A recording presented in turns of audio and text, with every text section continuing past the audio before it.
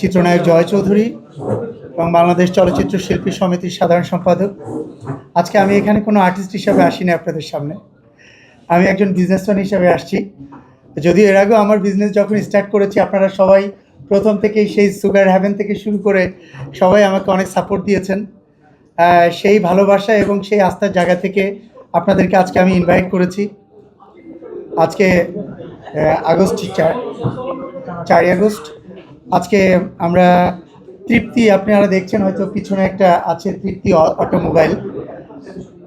আসলে তৃপ্তি মিনস হচ্ছে স্যাটিসফ্যাকশন, এটা হচ্ছে স্যাটিসফ্যাকশন। আর এই তৃপ্তির কর্ণধার হচ্ছে আমাদের মামুন খান ভাই। উনি অনেক দিন যাবৎ এই অটোমোবাইলসের উপরে নিজে স্টাডি করেছে, লেখাপড়া করেছে এবং ওনার নিজের অটোমোবাইল কোম্পানিও রয়েছে এবং যারা কার সার্ভিসের যারা সেবা চান তাদেরকে অনেক দিন ধরে উনি সেবা করে আসছেন। তা এখনই আমরা চিন্তা করলাম যে এটাকে আরও বৃহৎ পরিসরে কিভাবে করা যায়, সারা বাংলাদেশে কিভাবে এটাকে ছড়ানো যায় এবং আপনারা জাপান থেকে কেন নিজেরাই ইঞ্জিনটা ইম্পোর্ট করতে পারি না, আর অন্যান্য মানে একদম অথেন্টিক পার্টসপত্রগুলো কেন আনতে পারি না। সেই সুবাদেই দুজনে মিলে প্ল্যান করতে করতে হলো যে তাহলে চলো ভাই দুজনে মিলে একটা স্টার্ট করি কিছু একটা।